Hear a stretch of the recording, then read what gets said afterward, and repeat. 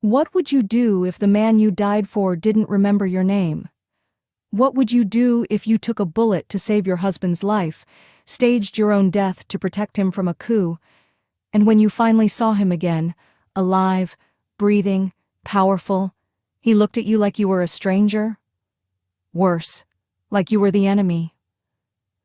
Would you trust a man who once whispered your name like a prayer but now says it like a curse? Would you fight for a love that exists only in your memory? Would you risk everything to make him remember? Or would you pull the trigger and end the mission? Lovelies, don't forget to subscribe and follow for more tales like this. Because what I'm about to tell you, it's the kind of story that'll have you questioning everything you thought you knew about love, loyalty, and whether some bonds are truly stronger than memory itself. My name is Sophia Moretti. Or at least it was. Now I'm Agent Kira Volkov, sent to eliminate the most dangerous man in the criminal underworld. The Ghost. Don Vincente Moretti. The kingpin who rules the East Coast with an iron fist and a heart of ice. He doesn't know that the woman he's been hunting is the same woman who wore his ring, the same woman who promised him forever on a blood-soaked altar, the same woman who died in his arms. This is my story. And trust me, you're going to want to hear every word. Chapter 1. The Wedding That Was a Hit. I should have known our wedding would end in blood. The church was beautiful that day. White roses everywhere, candlelight flickering like prayers against the stained glass. I stood at the altar in my grandmother's lace gown, looking into Vincente's dark eyes, and I thought, this is it. This is where my cover ends and my real life begins. You see, I wasn't supposed to fall in love with him. I was ATF. Alcohol, tobacco, firearms, and explosives, deep undercover in the Moretti family for 3 years. My mission was simple. Gather evidence, bring down the organization, get out. But Vincente Moretti wasn't simple. He was brilliant, dangerous, and underneath the ruthless exterior that terrified his enemies, he was gentle with me. He brought me coffee exactly how I liked it. He remembered that I was allergic to shellfish. He read poetry, Neruda, when he thought no one was listening. And when he proposed, getting down on one knee in his mother's garden with tears in his eyes, I said yes, not for the mission, for us. I told myself I'd find another way. I'd turn him, make him legitimate. We'd leave this life behind together. I was such a fool. The gunfire started during our vows. I, Vincente Alessandro Moretti, take you. The church doors exploded inward. The Russo family, Vincente's oldest rivals, came in with automatic weapons and murder in their eyes. They'd been planning this for months. A wedding hit. Maximum devastation. Maximum humiliation. I saw the red laser sight dot appear on Vincente's chest before anyone else did. 3 years of tactical training kicked in. I didn't think. I moved. I threw myself in front of him just as the shot fired. The bullet hit me in the shoulder, spinning me around. White-hot pain exploded through my body, but I stayed on my feet. Barely. Vincente caught me, his eyes wide with shock and horror. "Sophia! Sophia!" Around us, chaos erupted. Vincente's soldiers returned fire. The Russos had brought 20 men. We had 30, but they were scattered, unprepared. This was supposed to be a wedding. I clutched Vincente's face with my bloody hand. "The sacristy. There's a back door. Run." "I'm not leaving you." "You have to. Vincente, they'll kill you. This is an execution." My training was screaming at me now. I knew what I had to do. "Trust me. Please. Just this once. Trust me." I kissed him. Hard. Desperately. Tasting blood and tears and goodbye. Then I shoved him toward his consigliere, Marco Testa, who grabbed him and hauled him away. Vincente was screaming my name, fighting to get back to me, but Marco was stronger and more clear-headed. The moment they disappeared through the sacristy door, I activated the device I'd hidden under the altar months ago, just in case. Emergency protocol. The explosion was supposed to look like the Russos had brought bombs. It was supposed to cover my extraction. The ATF would pull me out in the chaos, stage my death, and I'd disappear into witness protection. What I didn't know was that Vincente broke free from Marco and came back for me. He found me in the flames, unconscious from blood loss and smoke inhalation. He carried me out himself, screaming for a medic, for help, For God himself to intervene. He refused to let me go. And that's when Marco made a decision that would destroy everything. He hit Vincente over the head with the butt of his gun. Not hard enough to kill him. Just hard enough to knock him unconscious. Just hard enough that when he woke up in the safe house 3 days later, chunks of his memory were gone. Marco told him I was dead, burned in the explosion, that I'd betrayed him, that I'd been working with the Russos all along, and the wedding was a setup. He said the woman Vincente loved never existed. I didn't know any of this. I woke up in an ATF medical facility, pumped full of painkillers, with my handler standing over my bed. Agent Reeves, you're being reassigned. The Moretti operation is over. What about Vincente? My voice was raw from smoke inhalation. Is he alive? Did he make it out? That's classified. You need to forget about him, Sophia. He's not your concern anymore. But he was. He is. He always will be. I spent 2 years in therapy, being debriefed, being rebuilt. They gave me a new name, a new face, subtle changes, plastic surgery around my eyes and cheekbones. Not enough to make me unrecognizable, but enough that someone who thought I was dead wouldn't look twice. They told me Vincente Moretti had become someone new, someone worse. They called him the Ghost now because he was impossible to catch, impossible to trace. His empire had doubled, his cruelty had tripled. And when they asked me if I'd go back in, one more time, one final mission, I said yes without hesitation. Not to kill him, to save him. Even if he'd forgotten my face, I'd never forgotten his. Chapter 2. The amnesia that erased his heart. They tell me I had a wife once. Marco, my consigliere, my oldest friend, says she was beautiful, says I loved her more than my own life, says she betrayed me and died in the flames she set to kill me. I don't remember any of it. The doctors say it's post-traumatic amnesia, selective memory loss from the head trauma and psychological shock. They say I might never remember. They say maybe it's better this way. But my body remembers something my mind doesn't. There's a scar over my heart. They tell me I got it in the explosion, but it doesn't feel like shrapnel. It feels precise, surgical. Like someone was trying to save me, not kill me. And sometimes, late at night, I wake up reaching for someone who isn't there. I've built an empire on the ashes of that day.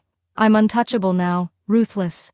They call me the Ghost because I move through the criminal world like smoke, impossible to grasp, impossible to stop. I've tripled our territory, eliminated every rival family that stood against us. The Russos? Extinct. The Bellavianos? Absorbed into our organization. The Yakuza? Negotiated a truce that gave us the entire port of Newark. I don't feel pride about it. I don't feel much of anything anymore.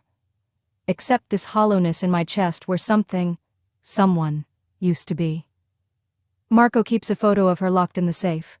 He showed it to me once, right after I woke up with half my memory missing. This was Sophia, he said, his voice careful, measured. Your wife. The woman who tried to kill you.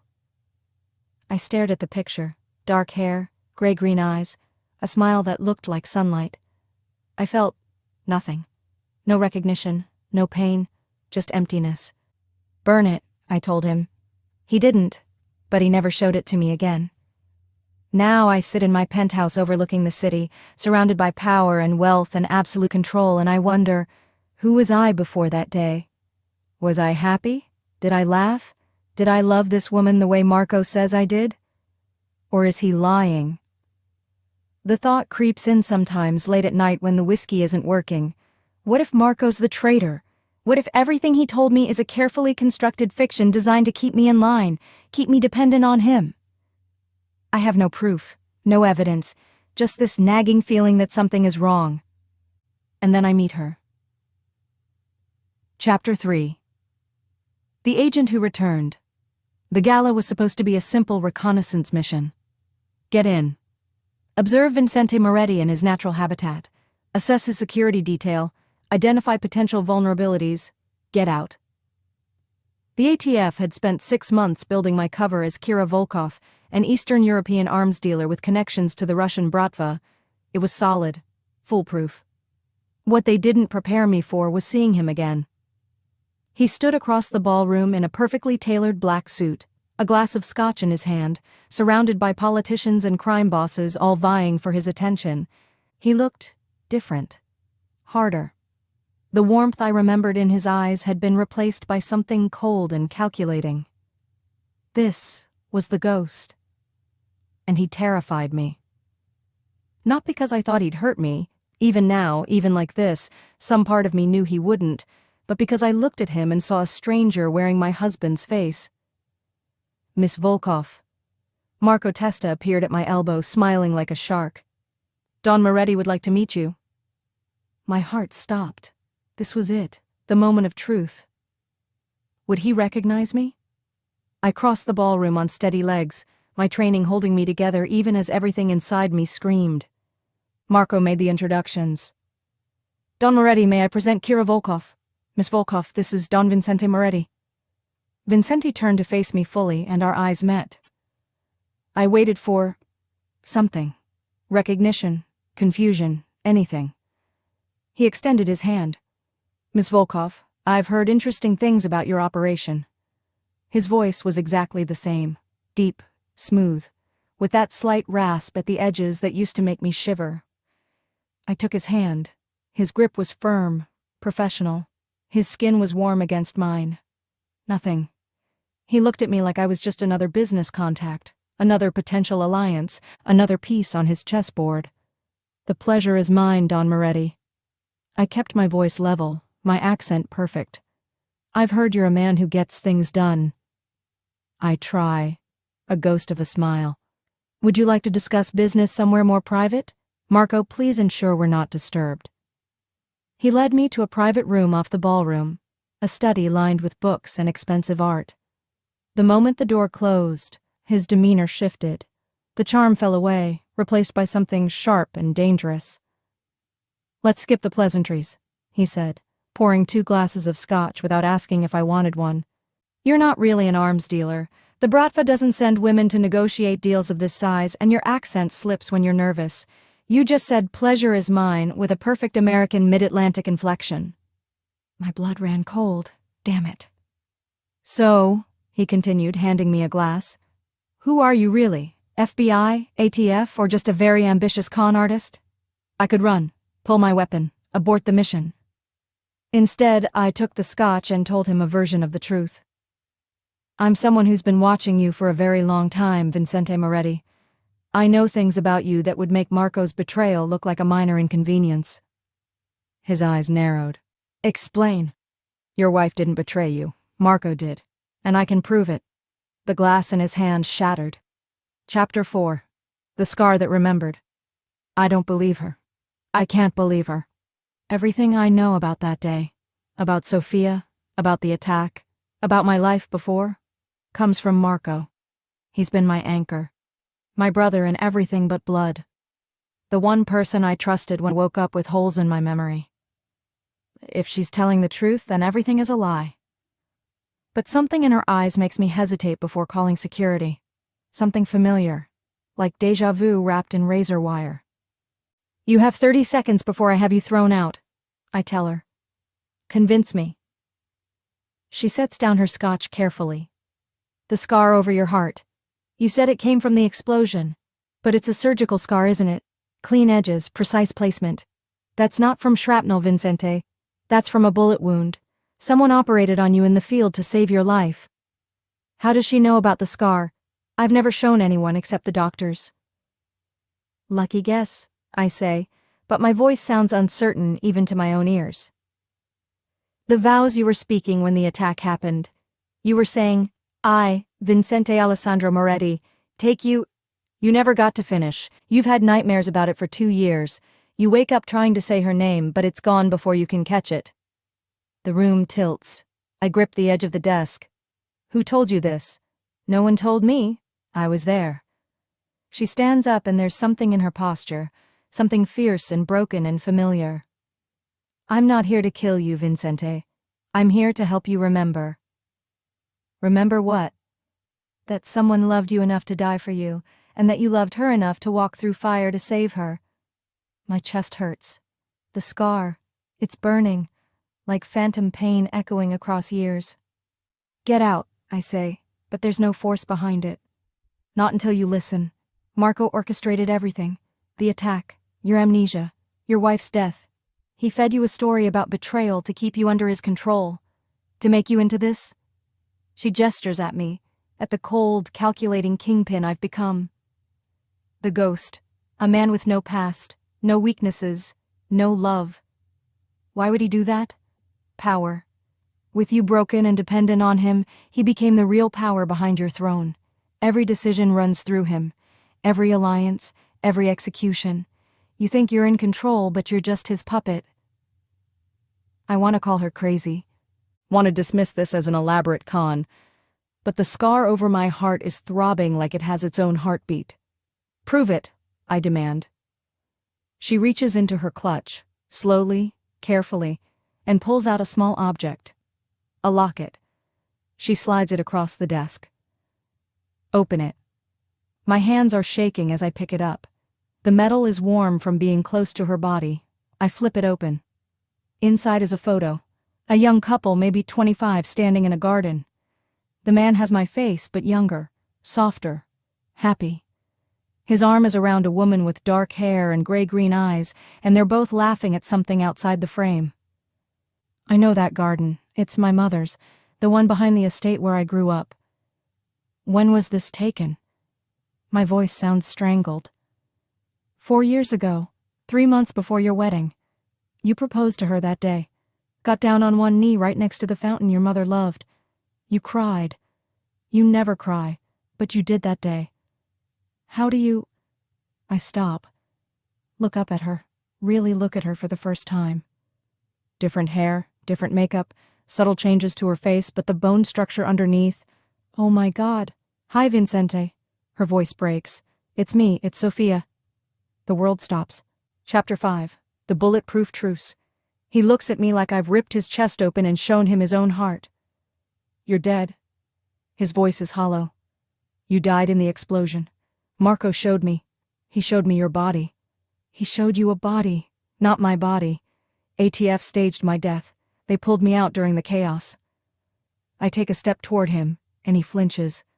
It breaks something inside me. I didn't want to leave you. I fought them. But they said if I didn't disappear, the Russos would finish what they started.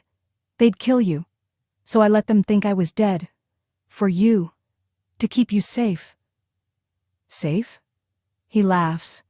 And it's the most bitter sound I've ever heard. Do I look safe to you? Do you know what I've become? What I've done in the last 2 years? I know exactly what you've done. I've read every report, watched every surveillance video. I know you've killed 37 men with your own hands. I know you've expanded into human trafficking, drug smuggling, political corruption. I know the ghost is the monster everyone whispers about. Then why are you here? To arrest me? Kill me? Finish the job the Russos started? I'm here because underneath the ghost, there's still the man who brought me coffee every morning. The man who read me Neruda before bed. The man who cried when he proposed because he was so happy. That man is still in there, Vincente. I know he is. You don't know anything. That man died with you. Before I can respond, the door explodes open.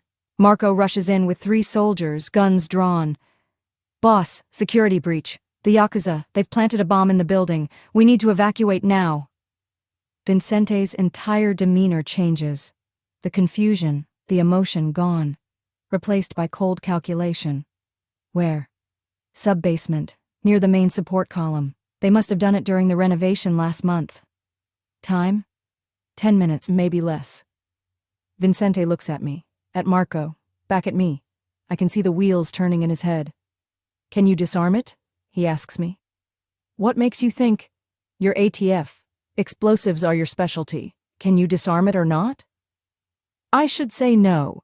Should let the building blow, eliminate Vincente, complete my mission. But there are 200 people at this gala. Innocent staff. Politicians who, whatever their flaws, don't deserve to die. And Vincente. Always Vincente. Yes, but I need access and time. Marco, evacuate everyone through the north exits, quietly. No panic. Tell them it's a security drill. Boss, you should... I'm staying with her. If she's lying, if this is some elaborate trap, I'll make sure she goes down with the building. Now move. Marco's face twists with something ugly, but he obeys. The soldiers follow him out. Vincente pulls out a gun, a Sig Sauer P-226, his favorite, and presses it to my temple. Lead the way, Sophia, or Kira, or whoever the hell you are. But know this, if you're lying, if this is a setup, you'll die before I do. I meet his eyes. I'd expect nothing less.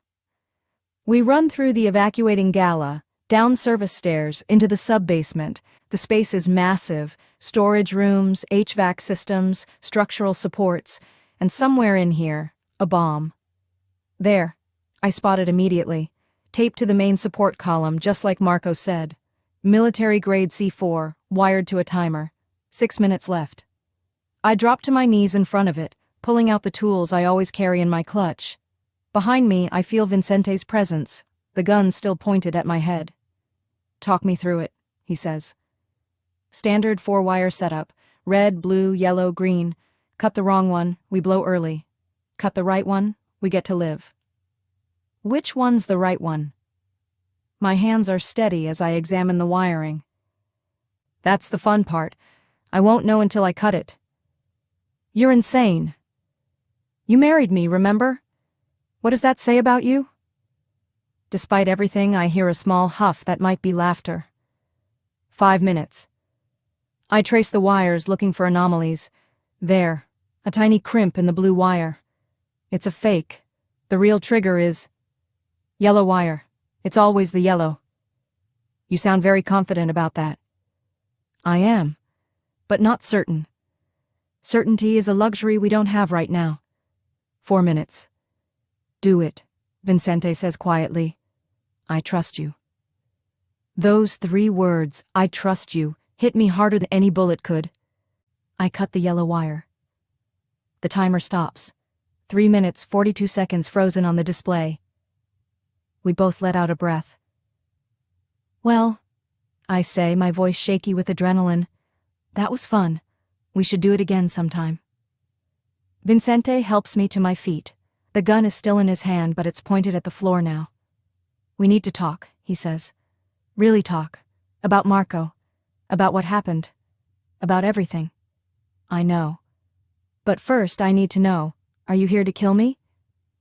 I could lie, should lie. My mission is clear. But I've never been able to lie to him. Not really. I was sent to kill you, I admit. But I'm not going to. I never was. I came back for you, Vincente.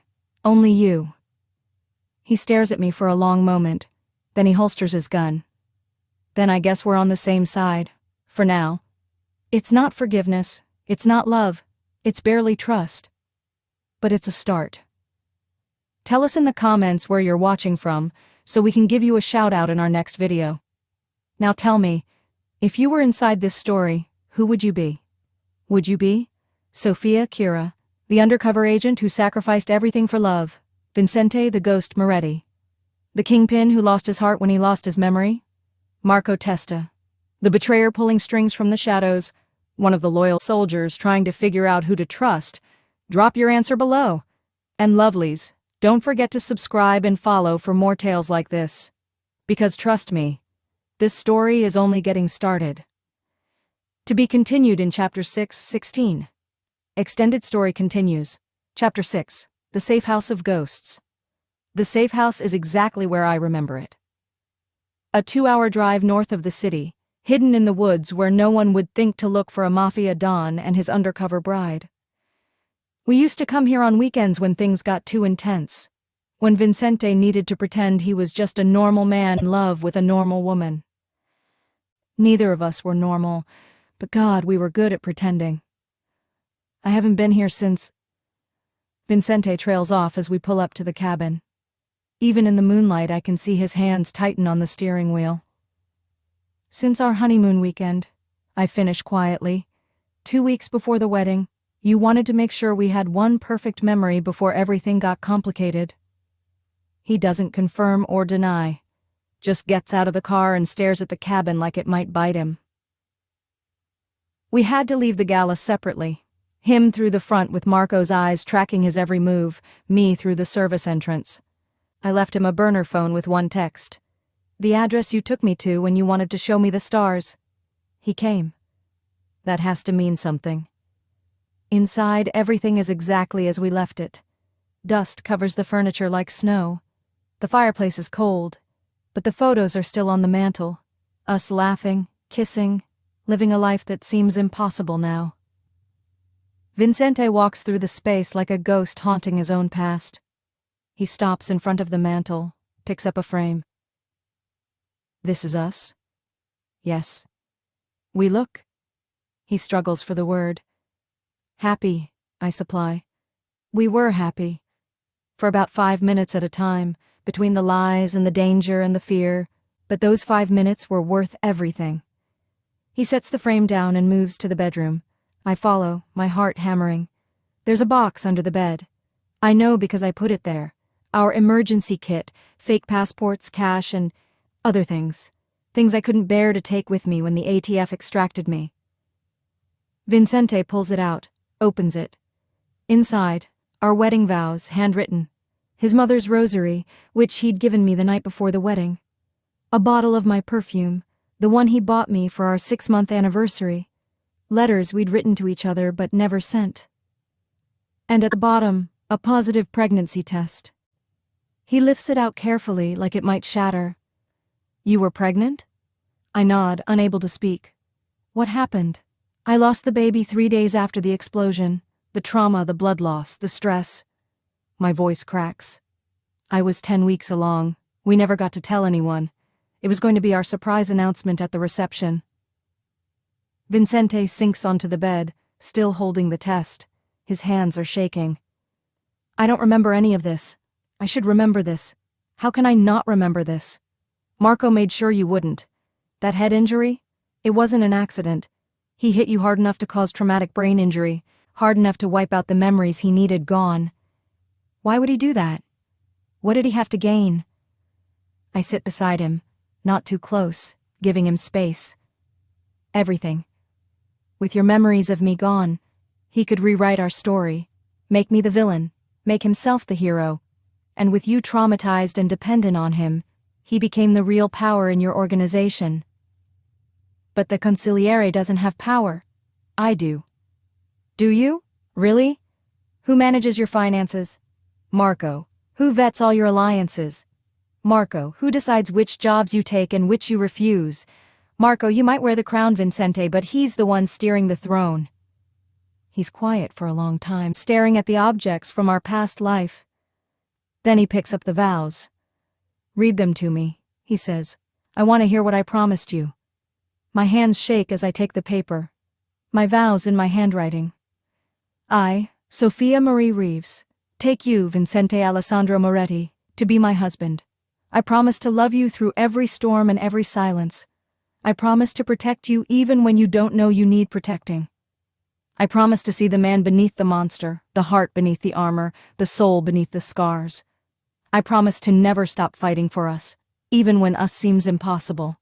With this ring, with this vow, with this life, I am yours, now and always. When I look up, there are tears streaming down Vincente's face. I don't remember saying my vows, he whispers. But my body remembers. My heart remembers. He presses his hand over the scar on his chest. Every time I think about that day, this scar hurts, like it's trying to remind me of something I've forgotten. You took a bullet for me, too, I tell him. 6 months into our relationship, the Bellavianos ambushed us in a parking garage. You shoved me behind you and took 3 shots to your vest, cracked 2 ribs, gave yourself a concussion, and when I tried to call an ambulance, you made me promise not to because it would blow my cover.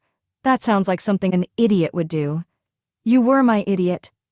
He laughs, actually laughs, and it's the most beautiful sound I've heard in 2 years. Then he sobers. If what you're saying is true, if Marco really did all of this, then we're in danger right now. He knows I left with you. He knows we're together. He'll be looking for us. I know. That's why we need to move fast. I have evidence. Audio recordings, financial documents, testimonies from people Marco betrayed. But I need your help to get it. And I need you to trust me. Really trust me. Vincente looks at me. really looks at me, for the first time since I revealed who I was. "I don't remember loving you," he says quietly. "I don't remember our wedding, or the baby, or any of the life we built together. But I remember this." He touches his scar again. I remember the feeling of something being ripped away from me, of waking up with a hole in my chest that never healed. He reaches out and takes my hand. His skin is warm, calloused, familiar. "Help me remember," he says. "Help me find the man I used to be, and then help me destroy the man who took him from me." I squeeze his hand. "I thought you'd never ask. Who's watching from outside the US? Drop your country below. And tell me, are you Team Trust Marco, or Team He's the Villain? I need to know what you're thinking." Chapter 7. The Fevered Embrace. The evidence is in a storage unit in Queens. Everything I've been collecting for 2 years, Marco's secret bank accounts in the Caymans, proof that he orchestrated the Rousseau attack, testimonies from soldiers he tried to eliminate, and the medical records showing that Vincente's head injury was far too precise to be accidental. We leave the safe house at dawn, taking back roads and switching vehicles twice to throw off any tails. But Marco's men are good. We're 20 minutes from Queens when the first shots ring out. "Down!" Vincente yanks the wheel, swerving as bullets shatter the back window. He's already reaching for his gun, returning fire one-handed while keeping us on the road. I grab my weapon and lean out the passenger window. 3 black SUVs behind us. Marco's personal security team. "He really doesn't want us getting to that storage unit," I shout over the gunfire. "Can't imagine why." Vincente takes a hard right, tires screaming. "How far?" "5 minutes if we don't get shot. I'll see what I can do about that." The chase is brutal. Through residential streets, narrowly missing civilians, trading paint with pursuing vehicles. Vincente drives like he's possessed, like this is the only thing anchoring him to reality. We make it to the storage facility with 1 flat tire and more bullet holes than I can count. Vincente's bleeding from a graze on his shoulder, and my ears are ringing from the gunfire, but we're alive. "Unit 247, I gasp, yanking open my door. 3rd floor. We run. Behind us, tires screech as Marco's men arrive. The storage unit contains everything: hard drives, documents, recordings. I grab the go bag I prepared months ago, everything we need to take Marco down, all in one waterproof pack. "Got it." I turn to find Vincente swaying on his feet. The shoulder wound. It's worse than I thought. The bullet must have nicked something important because blood is soaking through his shirt at an alarming rate. "Vincente, I'm fine." But his words are slurred. Just tired. He's not fine. He's going into shock. "We need to move. Now." I sling the bag over my shoulder and catch him as he stumbles. "Stay with me, okay? Just a little further."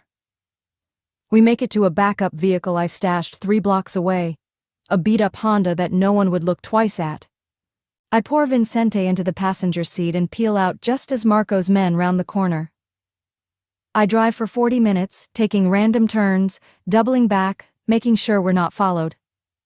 Vincente drifts in and out of consciousness beside me, muttering things I can't quite hear. Finally, I pull into a motel off the highway, the kind of place that takes cash and doesn't ask questions. "Room for the night," I tell the clerk, sliding money across the counter. "My husband and I are on our anniversary road trip." The clerk, an older woman who's seen everything, looks at Vincente's blood-soaked shirt and my desperate eyes. "Room 12, end of the row. Quiet. There's a first aid kit under the bathroom sink." She pushes the key across the counter. "Happy anniversary, honey." I get Vincente into the room, lock the door, and immediately set to work. The bullet went through, thank God, but he's lost a lot of blood. I strip off his shirt, clean the wound, pack it with gauze. His skin is burning up. "Fever," I mutter, pressing my hand to his forehead. "Damn it, Vincente, you better not die on me again." "Not planning to," he mumbles. His eyes are glassy, unfocused. "Sophia?" My breath catches. "What did you call me?" "Sophia." He reaches for me blindly. "Don't leave. Please don't leave again." "I'm right here. I'm not going anywhere." But he's not really conscious. The fever has him trapped somewhere between memory and delirium. He grabs my wrist, pulls me down onto the bed beside him. "I looked for you," he whispers against my hair. "Everywhere. In every room. Every crowd. I kept thinking I'd see you and everything would make sense again." My throat closes. "Vincente. Marco said you were gone, said you betrayed me. But you smell like home, like coffee and vanilla and..." He buries his face in my neck. "Like my Sophia. He's burning up. I should get him to a hospital, but hospitals mean questions, and questions mean Marco finding us. So I stay. I hold him through the fever dreams, through the nightmares, through the moments when he cries out for someone who's supposed to be dead. I wipe his forehead with cool cloths, force water between his lips. And when he pulls me close in his delirium, whispering promises and apologies and vows in Italian, I let myself believe just for a moment that he remembers, that some part of him never forgot. "I'm sorry," he breathes at 3 a.m. "So sorry, Sophia. Should have protected you. Should have saved you." "You did save me," I whisper back. "You came back for me, in the fire. Marco told you to leave, but you came back. You always come back." "Always," he agrees, his arms tightening around me. "My heart, my home, my Sophia." Then he kisses me. It's not a conscious decision. He's barely awake, lost in fever and memory and the ghost of who we used to be. But his lips find mine with a kind of certainty that doesn't come from thinking, only from feeling. And God help me, I kiss him back. For one perfect, terrible moment, we're not the ghost and the agent. We're not the kingpin and his mission. We're just Vincente and Sophia. 2 people who loved each other enough to die and who maybe, can find their way back to each other. When we break apart, he's looking at me with sudden clarity. "You're real," he says, touching my face like he's afraid I'll disappear. "You're really here. I'm really here. I don't remember everything, but I remember this." He presses his hand over his heart, over the scar. "I remember you." Then the fever takes him again and he collapses back onto the pillows.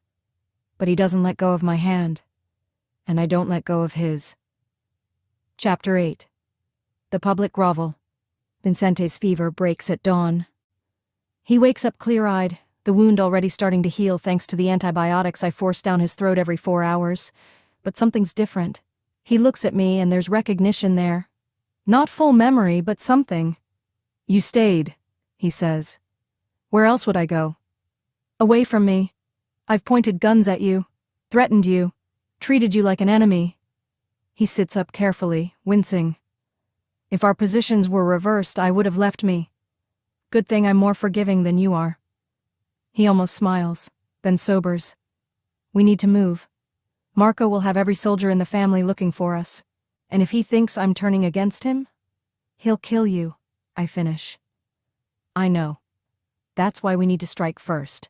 Use the evidence I gathered. Expose him in front of the entire organization. They won't believe you. You're an outsider. A Fed. They'll think it's a trap. They'll believe you." Vincente stares at me. "You want me to call a meeting? Accuse my consigliere of treason in front of the entire family? That's suicide." "It's the only way. You're the Don.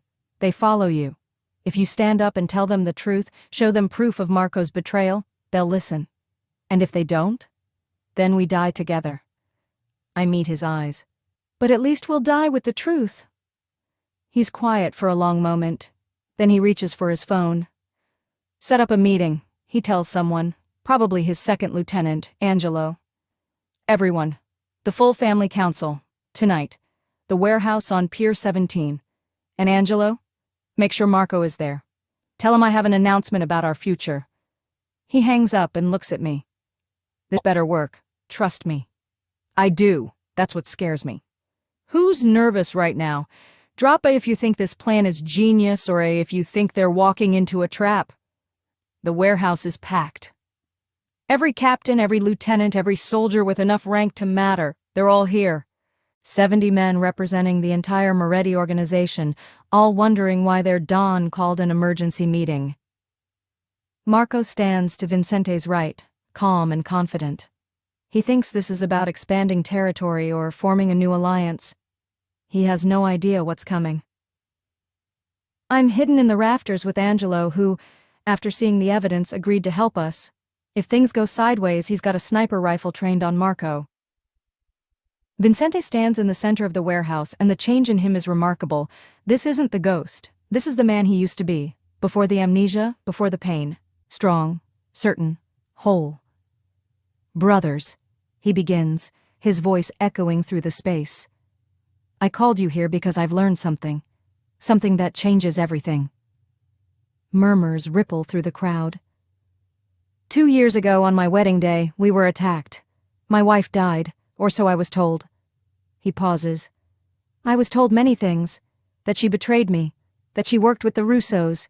That she set the explosion that killed her and nearly killed me. Marco's face is carefully neutral, but I can see the tension in his shoulders. I believed these things, Vincente continues, because the man who told me was my oldest friend, my consigliere, the man I trusted with my life. He turns to Marco. But Marco Testa is a liar. The warehouse explodes with noise, soldiers shouting, hands going to weapons. Marco's face goes pale, then red. Don Moretti, this is... Let me finish. Vincente's voice cuts through the chaos like a blade. My wife didn't betray me. She saved my life. She took a bullet meant for me during the ceremony, and when I went back for her, when I refused to leave her in that burning church, Marco hit me over the head. Hard enough to cause traumatic brain injury, hard enough to make me forget her. That's insane, Marco protests. I was protecting you. The Russos were paid by you. Vincente pulls out a tablet, holds it up. These are bank transfers from your personal account to Alessandro Russo. Payments made over 6 months leading up to the attack. You orchestrated the entire thing. Gasps. Angry mutters. Soldiers moving away from Marco. You wanted me broken, Vincente continues, his voice deadly quiet. Dependent on you. Easy to control, so you took everything from me. My wife, my memories, my child. That last word hits the crowd like a physical blow. She was pregnant, Vincente says, and his voice finally breaks. 10 weeks. We were going to announce it at the reception, but your attack, your betrayal, it killed our baby, and then you made me forget she ever existed. I see it happening in real time. The family turning against Marco. These are brutal men, violent men, but they have a code. Family is sacred. Children are sacred. And Marco violated both. I can prove all of this, Vincente says, gesturing to Angelo, who comes forward with the evidence files. Bank records, testimonies, audio recordings of Marco planning my wife's murder. Where is she then? Someone shouts. If she's alive, where is she? Vincente looks up at the rafters, at me. Sophia, he calls. Come down. My heart hammering, I descend the ladder. 70 pairs of eyes track my movement as I cross the floor to Vincente's side. The recognition is instant. Some of these men knew me, came to our wedding, brought gifts, celebrated with us. Madonna, someone breathes. She's alive. She's alive, Vincente confirms. And she's been collecting evidence against Marco for 2 years, evidence that proves he's been embezzling from the family, making side deals with the Yakuza, and planning to eliminate me and take over the organization himself. All eyes turn to Marco. For a moment he looks like he might deny it, might try to talk his way out. Then he goes for his gun. He's fast, but Angelo is faster. The shot rings out, and Marco's weapon clatters to the floor. He clutches his hand, blood pouring between his fingers. Seize him, Vincente orders. 3 soldiers move forward immediately, grabbing Marco. He struggles, screaming about loyalty and betrayal and how ungrateful Vincente is after everything he's done. Vincente walks up to him slowly. Then, in front of the entire family, he drops to one knee. The warehouse goes silent. This is me, Vincente says, his voice clear and steady. Acknowledging that I failed. I let myself be manipulated. I let my pain and my confusion make me weak. I pointed a gun at my own wife, threatened the woman who died for me. became a monster because I couldn't see the truth. He looks up at Marco. But I see it now, and you will pay for every moment of suffering you caused. Every lie you told, every manipulation, every moment my wife spent mourning a husband who didn't remember her name. He stands, turns to face the family. I am still your Dawn, but I will not lead you the way I have been. The ghost dies today. What rises in his place is the man I was always meant to be. He holds out his hand to me. I take it, and together we face the family. Some of you knew Sophia, Vincente says. Knew her as my wife. Some of you were at our wedding. You saw what happened. You saw her take that bullet. And you believed Marco's lies about her. He pulls me closer. But she's home now, and she is your Donna. Not just by marriage, but by blood. She has earned her place by this family's side through sacrifice and loyalty and love. Anyone who has a problem with that can leave now. No one moves. Good. Vincente turns to Marco. Take him to the holding cells. He'll face judgment tomorrow. The family will vote on his sentence. As soldiers drag Marco away, still screaming threats and accusations, Vincente pulls me close. I did it, he whispers. I told them the truth. You were magnificent, I whisper back. I remembered something. During the fight, when I looked at you, my heart stops. What did you remember? Our vows. When you were reading them last night, I thought they were just words. But standing here, looking at you in front of everyone, I heard myself saying them, felt myself meaning them. He cups my face in his hands. I don't remember everything yet, but I remember enough. I remember that I loved you more than my own life. And I think, he swallows hard. I think I still do. Before I can respond, the family erupts in applause. It's not polite applause. It's the rough, enthusiastic approval of men who've just witnessed their Don reclaim his soul. La Donna! Someone shouts. La Donna! Others echo.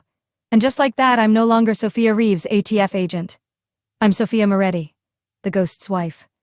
The woman who came back from the dead. Chapter 9. The confession that mended the bond. The apartment is quiet for the first time in days. After the meeting, there were logistics to handle. Marco's interrogation, reassigning his responsibilities, reinforcing security in case he had loyalists who might retaliate. It took hours. Now it's just us, Vincente and me, in the penthouse that used to be our home. He stands by the window, looking out at the city. I can see his reflection in the glass, exhausted, wounded, but somehow lighter than he's been in years. When I first woke up after the attack, he says quietly, Marco told me that my apartment had been compromised, that we needed to move to a new location for security. This place. He gestures around. It's nice, modern, expensive, but it never felt like home. That's because we didn't choose it together, I say softly. Our real home was the brownstone in Brooklyn, the one with the garden and the terrible plumbing and the neighbors who played music too loud. Do we still have it? Marco sold it, said it was too painful for you to keep. Vincente's jaw tightens. Of course he did. Erased every trace of our life together. He turns to face me, and there's something vulnerable in his expression. I need to know something, the truth. When you came back, when you took this assignment, were you planning to kill me? I could lie, should lie, but we've had enough lies. Yes, I admit. That was my mission. The ATF wanted the ghost eliminated. They thought you were too dangerous, too powerful to be stopped any other way. And I swallow hard. I thought maybe it would be a mercy, that the man I loved was already dead and all that was left was the monster Marco created. But you didn't. I couldn't. The moment I saw you, even cold and dangerous and nothing like the man I married, I couldn't do it. Because you were still you, still breathing, still alive. And as long as you were alive, there was hope we could find our way back. Vincente crosses the room until he's standing in front of me. I keep having these flashes, he says. Memories breaking through. You laughing at something I said? You falling asleep on my chest? You crying because you thought your cover was blown and we'd have to run? They're fragments, pieces. But they're real. He reaches into his pocket and pulls out a small box. I found this in Marco's safe. He kept it. I don't know why. Maybe as a trophy. Maybe as insurance.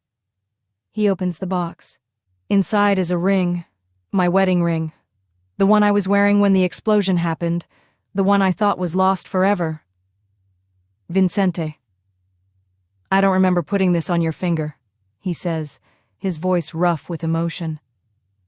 I don't remember the ceremony or the reception or carrying you over the threshold, but I remember the feeling of wanting to, of being so sure that you were the only person I wanted beside me for the rest of my life. He takes the ring from the box. I can't give you back the years we lost. I can't undo the pain Marco caused. I can't even promise I'll remember everything. He drops to one knee. But I can promise you this. The man who loved you is still here. He's broken. He's lost. But he's fighting his way back to you. And he wants to know if you'll help him. Tears are streaming down my face. That's not a proposal, I manage to say. No, it's not. He looks up at me. This powerful, dangerous man on his knees in his own apartment. It's an apology. And a confession. And a plea. I messed up, Sophia. I threatened you. I hurt you. I made you believe I'd forgotten you completely, and I'm so sorry. You didn't mess up. Marco manipulated me, but I let him. I let the pain make me cruel. I let the anger make me blind.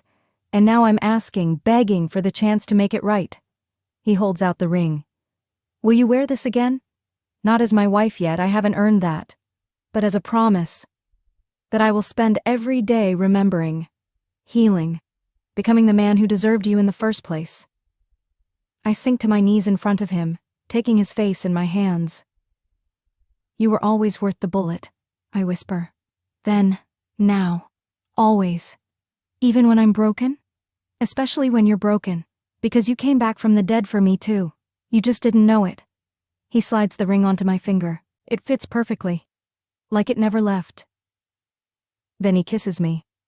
It's different from the fevered kiss in the motel. This one is slow, gentle, full of promise and pain and hope.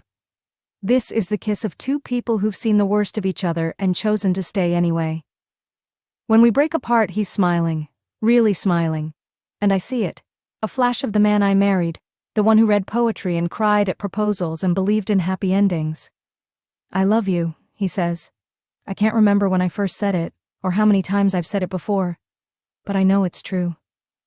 I love you, Sophia Moretti, and I will spend the rest of my life proving it. I love you too, I whisper. I never stopped. We stay like that, kneeling on the floor of his sterile apartment, holding each other like lifelines, until the sun comes up. And for the first time in 2 years, I let myself believe that maybe, just maybe, we're going to make it. Comment, crying, if this hit you in the feels, and tell me, do you believe in second chances after betrayal? Chapter 10. The Vow That Healed the Scar. Marco's trial is swift and brutal. The family votes unanimously for exile, a fate worse than death in the Mafia world. He's stripped of his rank, his money, his protection. He'll be escorted to the border and released with nothing but the clothes on his back. You'll regret this. He spits at Vincente as the guards drag him away. Everything I did was to make you stronger. The ghost is who you're meant to be. The ghost is who you needed me to be, Vincente replies coldly. But he was never real. Just a convenient fiction. As Marco disappears, Vincente turns to the family. There will be changes, he announces. We're going legitimate. The trafficking, the drugs, the violence, it ends. We transition to legal businesses or we don't survive the next decade. Anyone who has a problem with that can leave with Marco. No one moves. Because they can see it. Their Don isn't weak anymore. He's not the traumatized, manipulated man Marco created. He's something stronger, something whole. He's the man who chose love over revenge. 3 months later, we stand in a small church, not the grand cathedral where our first wedding was destroyed, but the chapel where Vincente's mother is buried. Just us, Angelo as best man, and my ATF handler, retired now, as my witness. I, Vincente Alessandro Moretti, take you, Sophia Marie Reeves. Moretti, I correct softly. He smiles. Sophia Marie Moretti, my wife, my heart, the woman who came back from the dead to save me. He takes my hand and presses it against the scar over his heart. With this scar I thee wed. It's a mark of what I lost, but also what I found again. It's proof that love doesn't die just because memory does. That some bonds are stronger than trauma, deeper than manipulation, truer than any lie. My vision blurs with tears. I promise to remember, he continues. Every day, every moment. I'll remember what you sacrificed, what you endured, what you fought for when I couldn't fight for myself. And I promise to stand beside you, I say, my voice shaking. Through every memory that returns and every one that doesn't.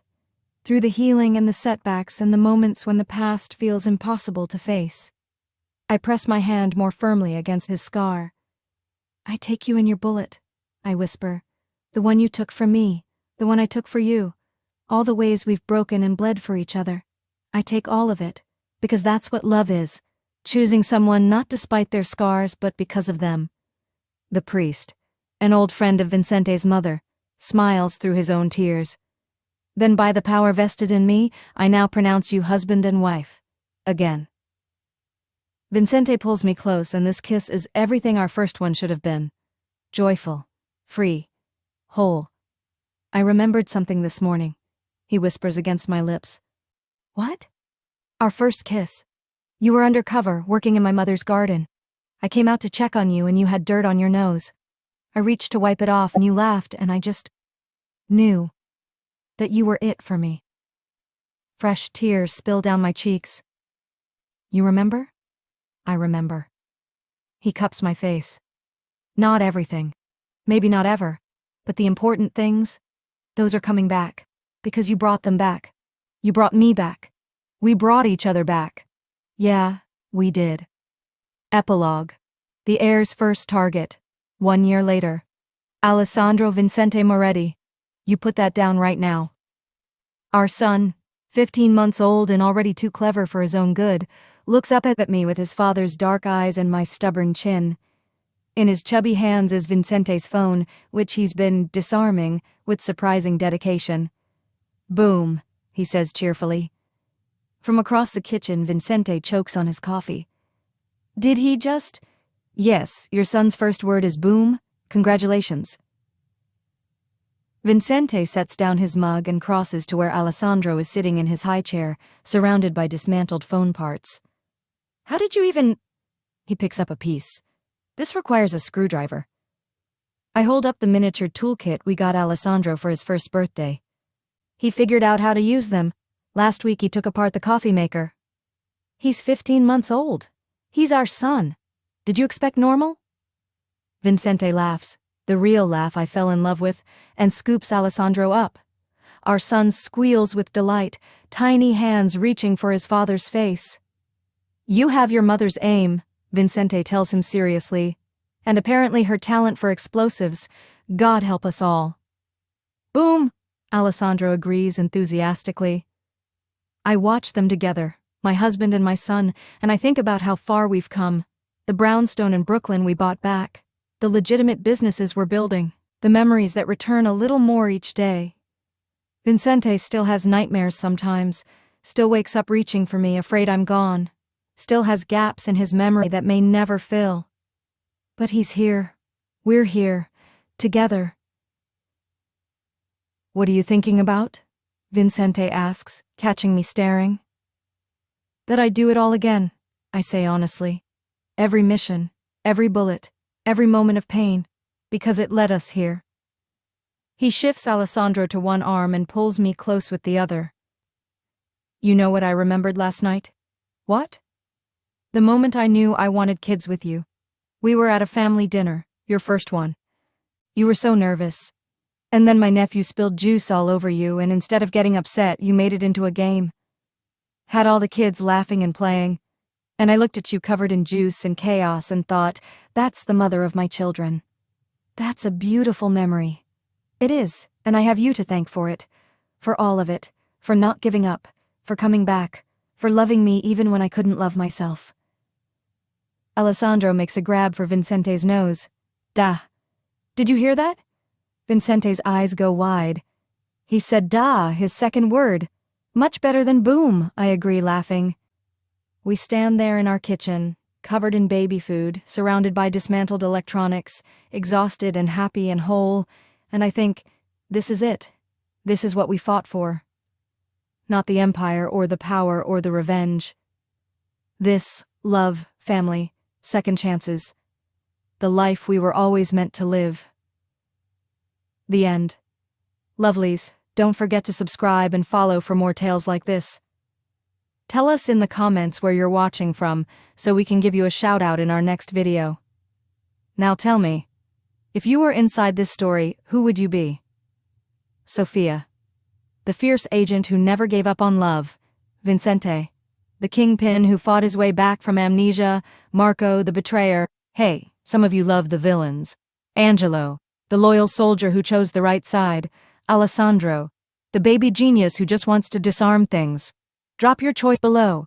And remember, some bonds are stronger than memory, deadlier than bullets, and worth every scar. Until next time, lovelies, keep believing in love, even when it seems impossible.